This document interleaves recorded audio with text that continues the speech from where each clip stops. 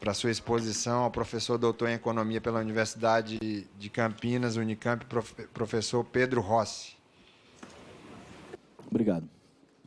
Eu tenho um PowerPoint também.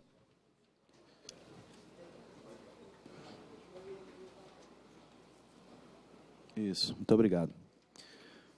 Queria cumprimentar a todos, os senhores deputados, assessores, imprensa, todos os presentes. Queria cumprimentar o deputado Léo de Brito pelo convite, cumprimentar a mesa, uma satisfação muito grande. Maria Lúcia Fatorelli, é um prazer. O professor Luiz Carlos Prado, que foi meu professor na UFRJ. Felipe Rezende, meu amigo, foi meu colega na UFRJ. Eu estudei na UFRJ na graduação e hoje sou professor de Economia na Unicamp. É uma satisfação muito grande estar aqui debatendo esse tema. E eu queria começar registrando o meu descontentamento com a ausência dos membros do governo que poderiam estar aqui defendendo a PEC e debatendo conosco. Eu acho que essa ausência, ela não é à toa, ela é sintomática de algo que não foi muito debatido com a sociedade e que eles não querem debater conosco, economistas que têm uma visão diferente.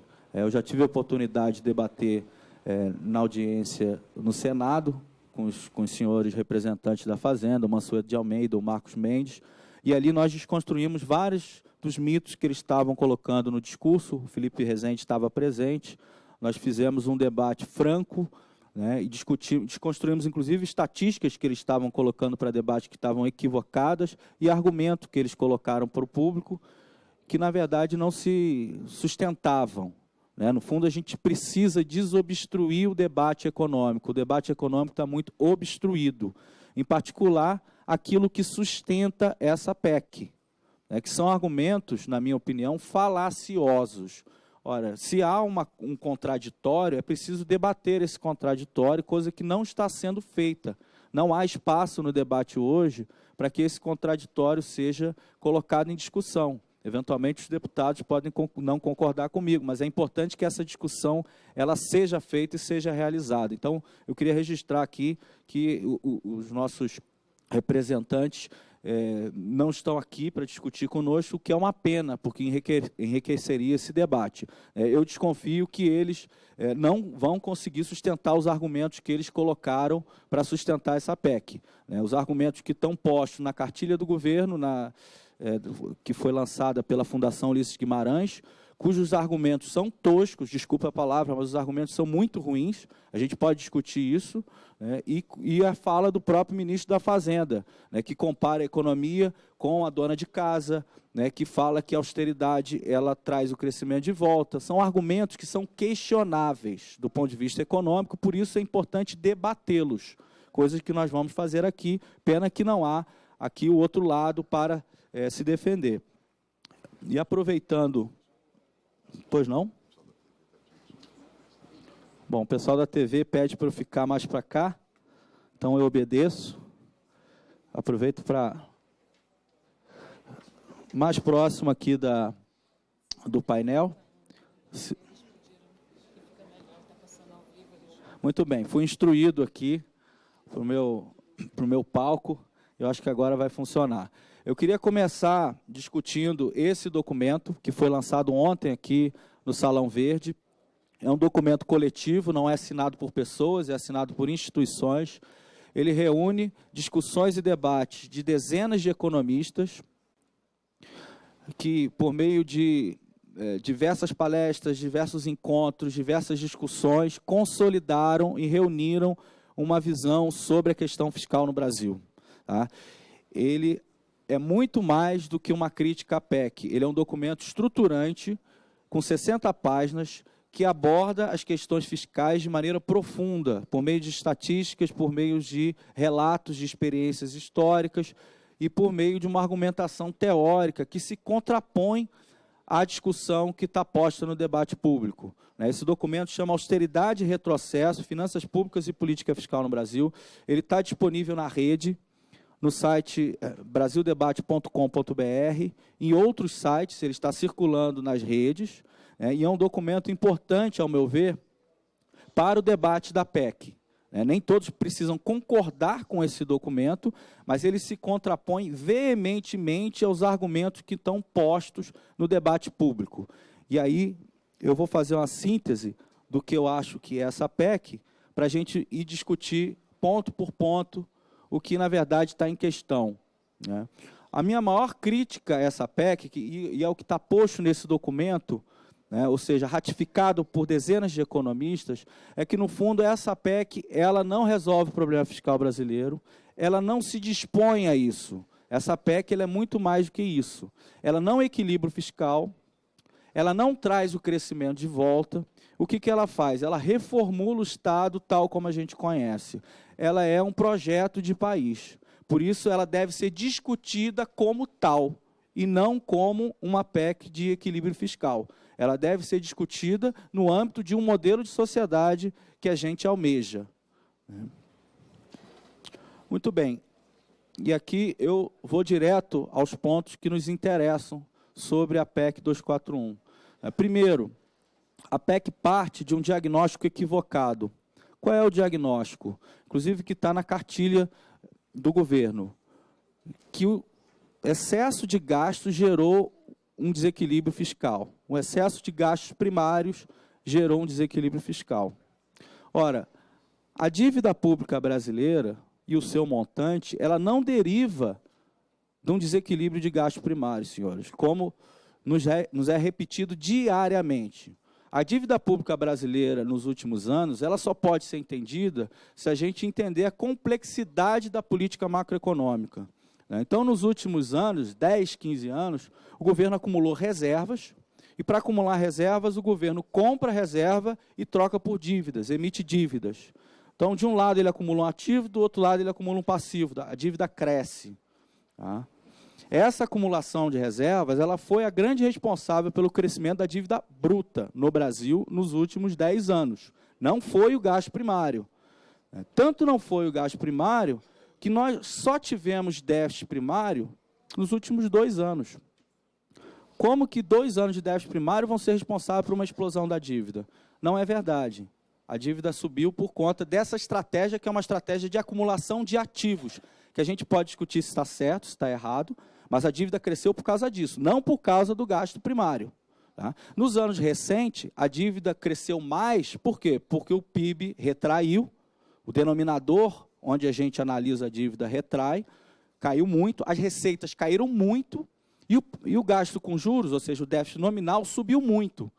Nada disso está contemplado pela PEC. Se a gente quiser resolver o problema da dívida, não é pelo gasto primário, é preciso discutir o nó de gestão macroeconômica que está envolto, e não o gasto primário. Por isso que, no fundo, eu digo, o objetivo da PEC não é esse, o objetivo da PEC é outro, é impor um outro projeto de país que não é compatível com a Constituição de 88. Um segundo ponto importante, aqui eu estou ainda nos aspectos técnicos e aqui macroeconômicos da questão. Essa PEC, que é vendida como algo que vai trazer o crescimento de volta, ela não vai trazer o crescimento de volta. Ela é uma instituição de uma austeridade no Brasil. E uma austeridade permanente ou uma austeridade contratada para 20 anos. O que é austeridade? É a política de redução do tamanho do Estado, redução do gasto e redução de salários reais para retomar o equilíbrio da economia, supostamente gerando o equilíbrio fiscal e a volta do crescimento. Mas isso não funciona. A experiência histórica mostra que isso não funciona. Em lugar nenhum do mundo isso funciona. Por que não funciona? Por um simples motivo. Uma situação de crise onde a demanda privada está se retraindo, a contração da demanda pública, ela aprofunda a crise. Isso é intuitivo, porque, no fundo, o meu gasto é a renda de alguém. Se eu parar de gastar, alguém vai parar de receber. Se o Estado para de gastar, muitos vão parar de receber, porque o Estado é um grande gastador do sistema. Então, numa situação de crise, a contração do gasto público ela é nociva para o crescimento, porque o gasto privado já está se contraindo. Então, ela aprofunda a crise. Quando, na verdade, o movimento do Estado fiscal ele tem que se contrapor ao movimento da demanda agregada. Ou seja, o momento de poupar é o momento do boom. Aí você tem que fazer um superávit grande. O momento da crise é o contrário. O Estado tem que gastar para estimular a demanda privada, com efeitos, inclusive, nos balanços das empresas, como certamente vai mostrar aqui o Felipe Rezende.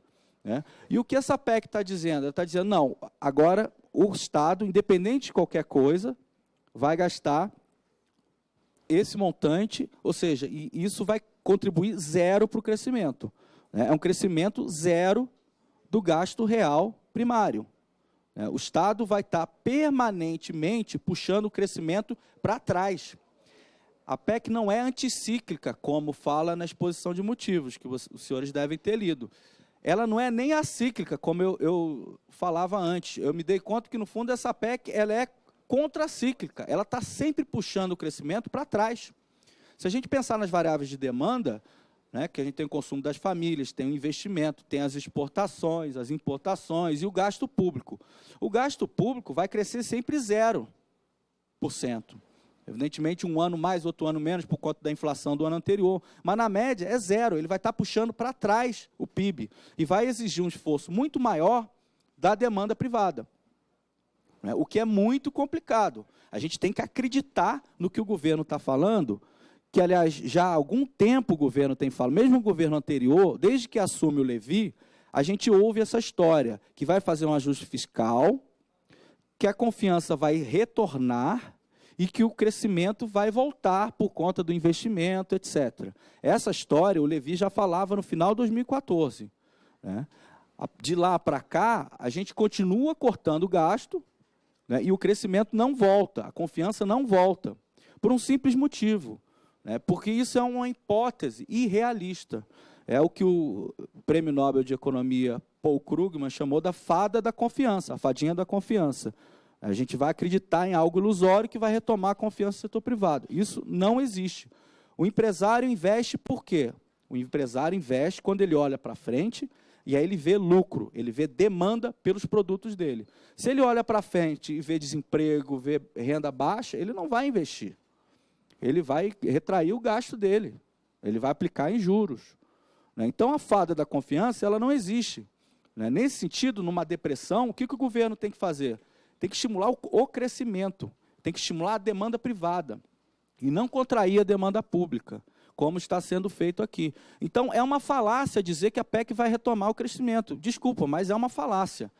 Isso está equivocado. Eu gostaria que tivesse alguém do governo aqui para me contrapor, para a gente poder fazer um debate. Mas isso é errado. E isso sustenta todos os outros argumentos deles, dizendo que a PEC é boa para o social, porque vai trazer emprego. Mentira. A PEC não é boa para o social porque não vai recuperar o crescimento. Não é? Então, está errado isso. E é um perigo enorme. Aqui eu estou falando estritamente do ponto de vista macroeconômico ainda. Eu não cheguei nos impactos sociais da PEC. No fundo, a gente está entrando num processo de austeridade que é muito perigoso. Os países europeus já viveram isso. Tá? O caso da Grécia, é mentira falar que a Grécia está onde está por conta do excesso de gasto. Houve excesso de gasto, sim. Mas o processo de austeridade que foi imposto à Grécia agravou muito a crise grega. Isso também está discutido de forma leviana no documento do governo. Isso está errado. No fundo, o que o Brasil está fazendo é se autoimpondo o que a Grécia teve que engolir de fora. As instituições europeias impuseram à Grécia a austeridade. O que nós estamos fazendo? Autoimpondo um processo de austeridade durante os próximos 20 anos, o que é um problema gravíssimo para nós. Além disso, senhoras e senhores, essa PEC ela retira o poder do Executivo, do Congresso, da sociedade, de moldar o tamanho do orçamento público. Isso é um ponto importante, porque faz parte do processo democrático os senhores deputados trazerem demandas da sociedade que implicam, às vezes, em aumento, às vezes, em redução do tamanho do orçamento. O que a PEC está dizendo é que não, isso aí não é mais escolha dos poderes. Não é mais escolha nem da sociedade, porque se a sociedade resolver, numa eleição, de que é preciso mais gasto público em educação e saúde, que é incompatível com o teto, isso não vai poder ser implementado por conta de uma PEC que limita e engessa o governo. Então, essa PEC ela atravessa o processo democrático né? Eu não posso eleger um presidente com essa plataforma, porque a PEC ela tem uma vigência que é maior do que o prazo de um mandato presidencial, né? Ela vai tirar, no fundo da população, esse aspecto, que é um aspecto importante da democracia, que se refere às escolhas sociais da sociedade e dos representantes dessa sociedade. Então, é um aspecto a ser discutido nessa PEC. E, por conta disso, e do seu rigor fiscal, a PEC vai provocar um acirramento do conflito distributivo aqui nessa casa. Não é? Eu sei que essa casa, os senhores deputados gostam muito dessa frase, e os senhores senadores também geralmente se referem a ela, que aqui nós estamos na casa do conflito distributivo, né, que é onde se resolvem esses conflitos, onde as forças sociais se manifestam, e isso proporciona, digamos, escolhas mediadas pelos senhores deputados. Né. Isso é verdade. Né. O problema é que nos próximos 20 anos, a gente não vai escolher onde alocar os recursos, a gente vai escolher de quem cortar. Se é a merenda da criança, se é a saúde do velhinho, etc. O que naturalmente vai aprofundar os conflitos aqui dentro. Não é? E tem outras consequências. Quando a gente retira desvinculações, que são garantias constitucionais, para uma parcela da população que é pouco representada, naturalmente, essa parcela da população pode sofrer aqui dentro da casa, na Câmara dos Deputados, no Senado, pode ser prejudicada pelo processo de definição do orçamento. Ou seja, as parcelas que são menos representadas e que estarão desprotegidas pelos dispositivos legais, evidentemente perderão com isso. E aí eu já caminho para a minha conclusão. E a conclusão, ela passa por esse gráfico aqui, que os senhores vão poder acompanhar no documento que eu distribuí. Né? É uma simulação do que vai acontecer com o gasto primário do governo federal nos próximos 20 anos. Né? A gente tem hoje um nível de em torno de 20% do PIB de gasto federal, do governo federal. Isso vai passar para em torno de 13% do PIB. Né? Ou seja, o que a PEC vai dizer para a gente? A PEC é um projeto de redução drástica e brutal do tamanho do Estado. É isso que é a PEC. Os senhores podem concordar ou podem discordar, mas é isso que a PEC está falando. Né? E isso, ao meu ver, não foi decidido pela sociedade, não foi discutido no pleito eleitoral e precisava ser discutido no pleito eleitoral. Tem um agravamento. Se a gente olhar a composição dessas despesas, a gente vai ver um problema adicional. Qual é esse problema adicional? Os benefícios previdenciários, por uma questão demográfica, vão subir, independente da reforma da Previdência que se adotar. Tá? A nossa simulação já estipula uma reforma da Previdência tal como está posta, de desvinculação do mínimo, de idade mínima, etc. Né? Eles vão passar de em torno de 8% para 10% do PIB. Ora, se a Previdência passa de 8% para 10% e o gasto do governo federal passa de 20% para 13%, significa que vai sobrar 3% do PIB para a educação, para a saúde, para os senhores, para os salários nossos, do serviço público, etc., para o Exército, para o Legislativo, para o Judiciário. Os senhores acham isso factível? Eu acho que não. Eu acho que essa PEC não é factível e será revogada. Ela será revogada em algum momento, porque ela vai gerar um conflito tamanho aqui dentro dessa casa e lá fora na sociedade, que ela será revogada. Porque ela não cabe, não tem como a gente realizar isso. Por mais que a gente diga, ó, despesa com saúde vai se manter constante, é o que esse gráfico está mostrando. Despesa com educação se mantém constante. Então, os outros gastos, que é basicamente tudo, investimento, infraestrutura, Bolsa Família, o Exército, a Polícia, o Judiciário, tudo vai cair de em torno de 7% do PIB para menos de 1% do PIB. Os senhores acham que isso é factível? Não é factível, desculpa, mas não é factível, e isso não está sendo discutido. Não está sendo, o governo não discutiu, eu não vi essa discussão sendo posta na sociedade. Tá? Então, eu termino dizendo que, no fundo, essa PEC ela vai impor para nós um outro projeto de país que não é compatível com aquele posto na Constituição de 88. A sociedade brasileira pode escolher outro projeto? Evidentemente que pode. Né? Ao meu ver, eu acho que seria mais legítimo que esse outro projeto fosse discutido num pleito eleitoral e que fosse aprovado pela população. E não passado às pressas, sem discussão prévia, sem uma discussão madura, sem uma discussão longa com toda a sociedade, os atores sociais. Se a sociedade decidir um pleito eleitoral que quer um Estado mínimo, que quer, de fato, um projeto, um pacto social mais individualista, menos solidário, que a PEC seja implementada. Mas, enquanto isso não acontece, ao meu ver, os senhores deputados têm que rejeitar essa proposta. E os senhores senadores também têm que rejeitar essa proposta, sob pena da gente conviver com essa PEC, que vai ser uma sombra na sociedade brasileira, que vai ser a culpa de todos os nossos males, e os senhores senadores e deputados, se aprovarem essa proposta, ficarão com essa carga. No fundo, nós estamos votando, não é um ajuste fiscal, nós estamos votando outro projeto de país. Muito obrigado. Muito obrigado, professor Pedro Rossi. E eu quero, mais uma vez, reiterar aqui que os representantes do governo